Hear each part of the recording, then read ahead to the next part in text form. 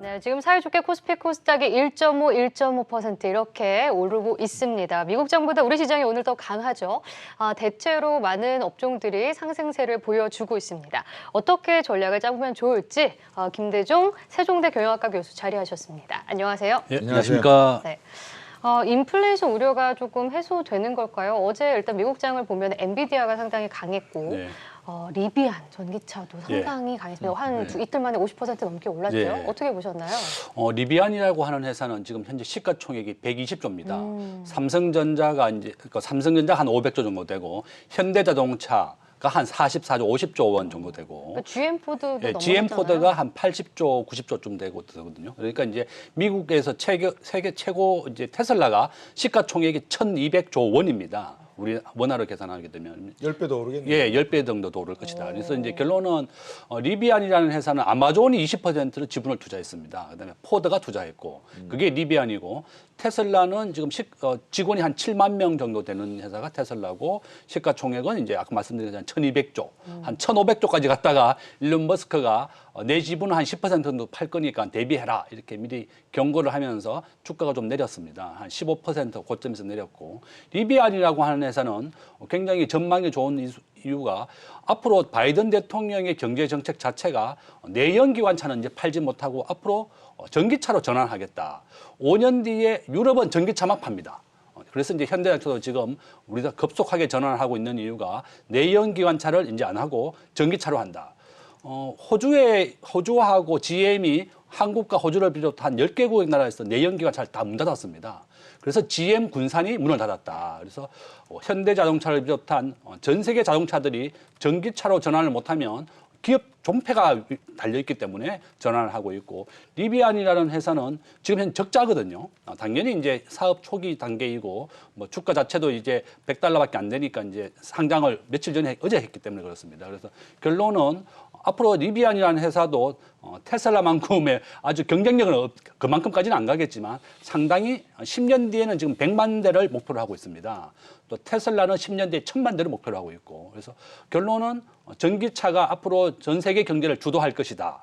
전기차는 스마트폰 시장이 한 3배 정도 된다 그래요. 그러니까 애플이나 삼성전자나 전자회사보다도 앞으로 자율주행 그다음에 전기차 이런 것이 경제를 주도하고 있기 때문에 우리나라도 세계 최고의 반도체 배터리라 반도체도 마찬가지지만 배터리 기업 LG화학, 삼성, SDI 굉장히 우량한 기업이 많습니다. 그래서 전기차가 굉장히 미래 가치다. 주식에서 제일 중요한 것은 미래 가치입니다. 내가 10년 뒤에 어떤 기업이 성장할 것이냐. 그러면 테슬라라든지 리비안, 그다음에 우리나라에 있는 우수한 배터리 기업을 추천하지 않을 수가 없다. 이렇게 또 말씀드리겠습니다. 지금 저희들이 준비한 질문을 갖다 한꺼번에 다 말씀하셔가지고 좋습니다. 그러면 이제 뭐 질문이 없는 내용도 얼마든지 충분히 답을 주시니까 제가 보기에는 이제 그렇습니다. 방금 말씀드렸다시피 미국에서는 트럭도 상당히 중요한 하나의 그 가계의 소비 내구재가 되거든요.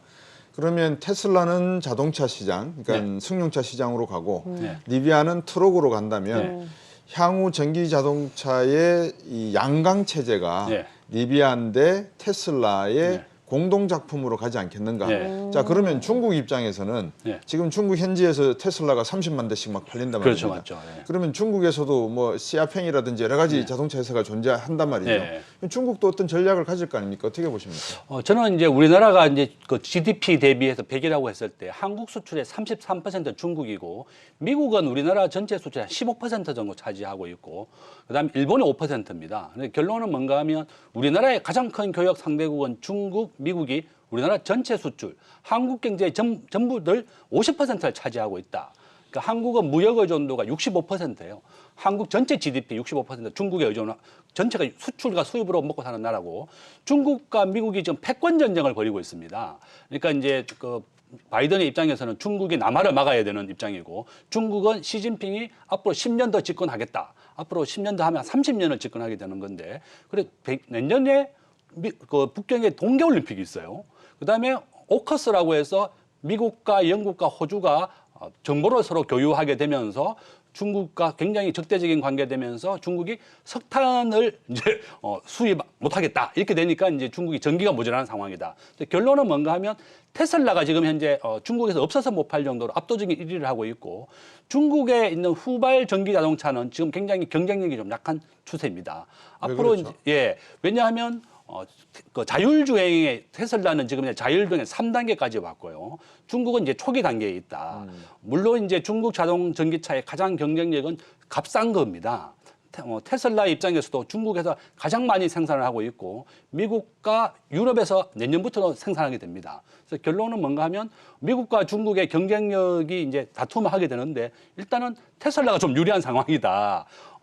저는 이제 바이든 대통령과 시진핑이 이제 이번 주말에 영상 대화를 해서 우리가 이렇게 싸움을 하지 말고 전 세계의 교역을 확대하자 이런 뭐 전화를 할 것 같아요. 그러면 또 내년에 올림픽이 또 있기 때문에 동계올림픽이 양 두 강대국이 싸움을 해서는 안 됩니다. 그래서 화해를 해서 좀 양국이 발전하는 방향으로 가지 않을까 저는 그렇게 전망은 됩니다. 조금 전에 그 시청자분들 보시는지 모르겠는데 그 리비안 관련주 그러면서 이제 우리나라의 관련주들이 네. 이렇게 네. 나왔거든요. 그 중요하신 말씀을 하셨어요. 전기차의 중요 40%의 비용 비중이 배터리에 연결되다 보니까 자 그러면 이제 배터리 생산은 우리 LG화학이나 네. SK이노베이션 등등 삼성 네. SDI가 책임을 지고 있다. 세계의 중요다.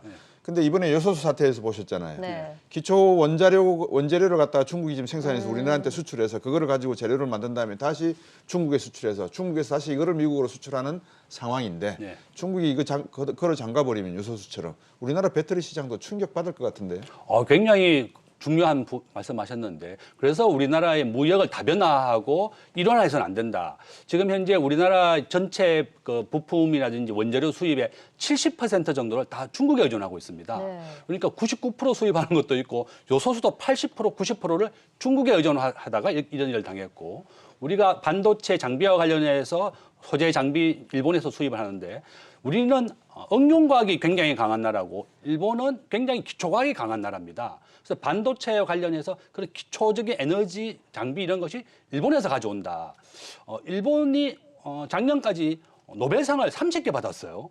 화학상, 생리학상 이런 거 분야에서. 결론은 뭔가 하면 일본은 기초과학이 굉장히 강하고 한국은 응용과학이고 중국은 생산 공장입니다. 이 세 개 나라가 같이 연계가 되어 있는 구조로 되어 있다. 근데 결론은 뭔가 하면 우리 한국이 중국에 대한 너무 의존도를 낮추고 다변화를 해야 된다는 게 그런 이유다. 이렇게 말씀드리겠고 저는 제일 걱정되는 것 중에 하나가 제가 외환보유고하고 환율 그래프를 한번 가져왔는데요.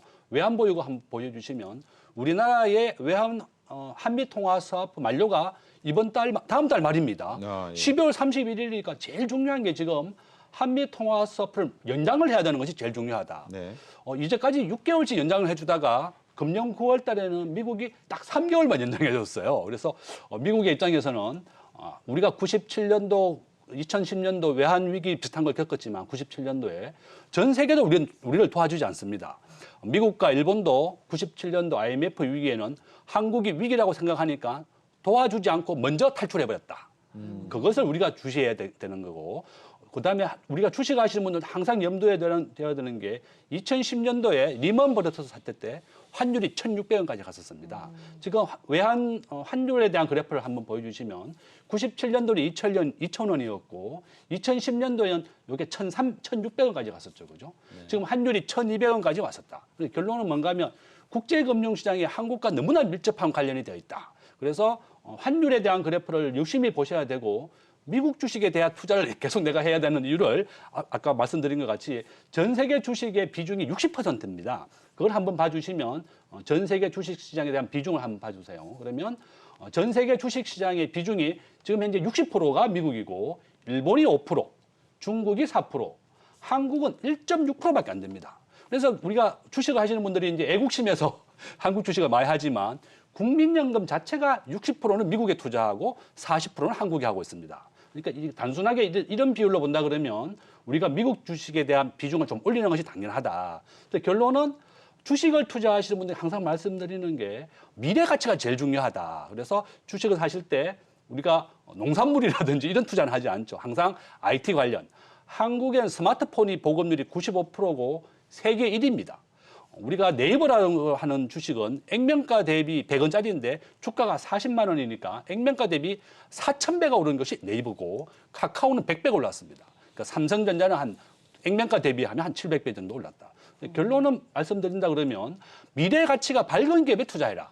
한국도 마찬가지고 한국을 대표하는 네이버나 카카오나 삼성전자나 이런 성장 가능성 있는 주식에 투자해야 되겠고 말씀하신 전기차 배터리 분야 세계 최고입니다. 우리나라가 점유율 생산국으로 세계 1위이고 지금 LG 엔솔이 내년 1월 달에 상장하거든요. 그래서 결론은 앞으로 10년 뒤에 경제를 주도할 수 있는 종목에 투자하는 것이 제일 좋은 투자의 방법이고 그래서 테슬라나 리비안이나 이런 전기차를 투자해야 되는 이유다. 이렇게 또 말씀드리겠습니다. 네. 질문이 하나가 있는 게 중국 같은 경우에는 IPO를 갖다가 미국 시장에다 많이 하잖아요. 그렇죠.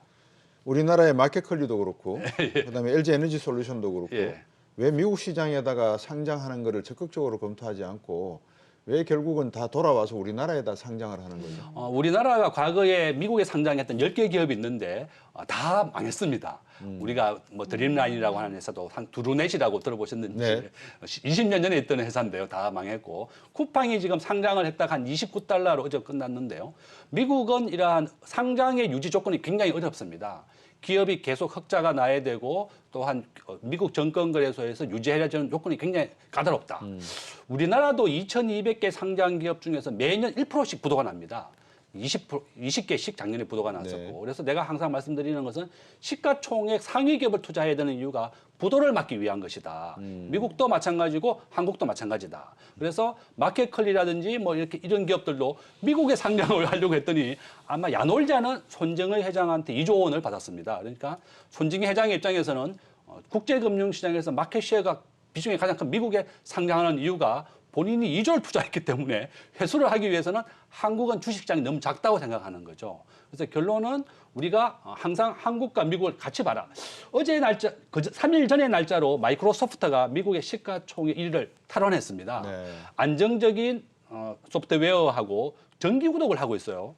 제가 과연 옛날에 마이크로소프트를 샀을 때는 20만 원 주고 윈도우를 샀는데 지금은 매달 1달러를 10달러를 내라. 매월 10,000원씩 결제를 하는 방법으로 바꿨다. 마이크로소프트, 애플, 아마존이 20%를 리비안에 투자를 하고 있고 테슬라가 시가총액 4위로 올라왔습니다. 이와 같이 이제 미국에 있는 모든 기업들이 정기 구독, 매월 결제하는 방법으로 주식의 패러다임을 바꾸고 있고 마이크로소프트는 클라우드 산업에서 지금 미국의 30%를 차지하고 있어요. 아마존이 전 세계 클라우드 산업, 클라우드가 이제 우리가 데이터를 저장하는 거라고 그러는데요. 과거에는 우리가 지금 한국전력에서 전기를 받지만 전기가 최초에 생산됐을 때는 전부 다 자가 발전했었습니다. 자가 발전하는 것보다는 전기를 중앙에서 생산해서 공급하는 방법으로 바꾸자. 그래서 지금 우리가 데이터를 컴퓨터에서 개인의 컴퓨터를 데이터를 저장하지만 앞으로 데이터를 클라우드와 같이 모든 데이터 중앙 저장 장치에서 우리가 보급하게 될 것이다. 그렇다 그러면 마이크로소프트나 아마존도 유리하다. 전망이 밝은 기업이고 우리나라의 KT라든지 SK텔레콤이 클라우드에 진출한 이유가 바로 이런 이유다. 이렇게 또 말씀드리겠습니다. 기업의 어떤 그 자금 조달 과정을 이렇게 미국 거를 가만히 놓고 보면 니콜라가 저번에 전기 트럭 생산한다 그랬다가 사기쳐가지고 결국 망했지만 네, 수소트럭 네. 그렇죠. 또 한 가지가 방금 말씀을 주신 리비안에 투자한 회사가 아마존과 포드가 있다라고 네. 말씀을 주셨잖아요. 그럼 지금 아마존, 포드 할 거 없이 모든 미국의 대기업들은 서로 맞물려서 투자가 이루어지고 있다라고 가정할 수밖에 없는 상황이죠. 일종의 대한민국의 많은 분들이 이야기하는 순환 출자 구조가 기업 간의 형식으로 지금 일어나고 있다면 결국 미국은 세계 시장에서 중국보다 대마 불사의 기업들을 더 많이 가지고 있기 때문에 주식 시장의 비중도 60%의 수준을 계속 유지할 가능성이 높지 않는가. 그러면 중국보다 미국 시장에 아마 신흥국 시장은 중국으로서의 매력도 오지만 그래도 안정적이고 성장적인 측면에서는 미국 주식 시장에 투자하는 것이 더 바람직하지 않는가 어떻게 보세요? 당연히 저는 미국 중심으로 해야 된다. 우리나라 이제 전 세계에서 결제되는 비중을 보시면 미국의 달러화가 70% 정도 됩니다. 유로화가 한 15%에서 20% 정도 되고 위안화는 4% 정도밖에 안 된다. 우리가 지금 조금 전에 봤던 전 세계 주식 시장의 비중을 봤을 때 미국의 위안 중국의 위안화가 지금 4%밖에 안 되거든요. 그러니까 결제를 받아주는다면 몇 나라 안 되는 겁니다. 그래서 우리가 미국 중심으로 투자를 해야 되는 이유가 바로 이런 이유고 GDP 규모로 본다 그러면 미국이 22조 달러, 중국이 16조 달러니까 정말 많이 따라왔죠. 일본이 한 6조 달러쯤 되고 우리나라가 올 연말이 2조 달러입니다. 그러니까 우리의 3배가 일본이고 우리의 5배가 중국이고 우리의 한 12배 정도가 미국입니다. 그러니까 이제 우리가 인구수로 따진다 그러면 중국이 한 14억, 미국이 한 3억, 일본이 1억 이런 추세인데 GDP 규모로는 당연히 1인당 국민소득과 인구를 곱하기 때문에 그렇다. 저는 우리나라에 대해서 자부심을 가져야 되는 이유도 우리나라의 1인당 국민소득이 일본 국민의 2배입니다. 작년에 일본이 수출을 한 700조 원 정도 했고 우리나라가 원래 한 600조 원 정도 수출하거든요. 그러니까 한국과 일본의 수출액이 100조밖에 차이 안 납니다. 앞으로 한 3년 이내에 한국의 총 수출액이 일본을 능가할 수 있고 우리나라가 무역 의존도는 70%인데 일본은 25%밖에 안 돼요. 전부 다 내수 중심의 경제다. 그래서 저는 우리나라가 드디어 일본을 수출액도 능가하고 있고 올해 기준으로 우리의 구매력 지수가 일본을 능가했다. 그래서 우리나라가 주식을 하시는 분들은 항상 경제 뉴스와 경제가 어떻게 연관되어 있느냐. 그러면 상하이 이번에 내년에 북경 올림픽이 있고 시진핑과 그다음에 바이든이 영상 통화를 해서 양국의 화해를 할 것이다. 그러면 TPP라는 것은 우리가 이제 한미 통화 스와프 또 이제 연말이 됐지만 RCEP이라든지 TPP를 통해서 전 세계 교역을 많이 해서 이게 비교우위라 그러거든요. 값상 국가에 있는 교역을 좀 많이 해야 되는데 이렇게 요소수 수입과 같이 한국이 중국에 대한 절대적인 의존도가 높으니까 이런 위기가 왔다. 그래서 정부가 해야 되는 일은 뭔가 하면 한 품목이 50% 이상이 되는 품목에 대해서는 다변화를 해야 되는 겁니다. 그 대상이 바로 동남아시아, 그다음에 남미, 인도 등 다양한 나라에 수출도 해야 되겠고 전 세계에서 중국이 차지하는 비중은 15%입니다. 한국이 33%를 무역에 의존한다 보니까 이런 굉장히 위기가 왔으니까 우리나라는 가급적이면 중국에 대한 비중을 좀 낮추고 전 세계로 다변화를 해야 되겠다. 그렇게 또 말씀을 드리겠습니다. 네, 국내 시장 이야기도 짧게 좀 전해주시면 좋을 것 같은데 지금 삼성전자가 하루 만에 다시 7만 원권을 회복을 했습니다. 근데 연말까지 이제 3,000선을 계속 회복하면서 마감을 할 수 있을지 궁금한데 3,000표 어떻게 보고 계신가요? 저는 종합주가지수 그래프 한번 봐주시면 종합주가지수라고 하는 것은 계속 상승하게 되어 있습니다. 지금 현재 한 3,000포인트 좀 못 미치고 있는데 우리나라를 대표하는 기업이 바로 삼성전자다. 종합주가지수 보시면요. 매월 우리나라는 7.8포인트 성장하게 돼 있어요. 이게 지난 20년간의 종합주가지수 그래프인데요. 900에서부터 이렇게 3,000까지 왔었다. 경제라고 하는 것은 계속 성장하게 되어 있고 기업이 망하지 않고 우량한 기업은 계속 성장하게 되어 있죠. 그러니까 매월 7.8포인트가 성장하고 84% 확률로 맞다는 겁니다. 이 통계 그래프가. 이제 이게 회계 분석을 해온 건데 결론은 뭔가 하면 삼성전자가 기업이 부도나지 않고 망하지 않는 이상은 계속 성장하고 있고 삼성전자도 이런 이유 때문에 바이오 산업이라든지 생명, 과학, 사람이 3만 불 이상이 넘어가게 되면 더 건강하고 오래 사는 걸 원하게 됩니다. 그래서 삼성전자는 전 직원이 30만 명인데 이러한 위기를 나는 잘 극복할 수 있다고 봐요. 어제 반도체가 굉장히 많이 올랐습니다. 한 2% 정도 올랐고 전 세계 반도체 1위가 엔비디아로 올랐었죠. 며칠 전에요. 그래서 결론은 삼성전자와 반도체 이렇게 전망은 밝다. 이렇게 말씀을 드리겠습니다. 예. 한국 경제가 지속하는 한 수출은 계속 증가를 해야 될 수밖에 없고 삼성전자가 거기에 있어서 리더의 역할을 할 수밖에 없다. 그런 말씀이신 것 같습니다. 시간이 좀 짧아서 죄송합니다. 오늘 말씀 여기에 듣겠습니다. 네, 감사합니다. 고맙습니다.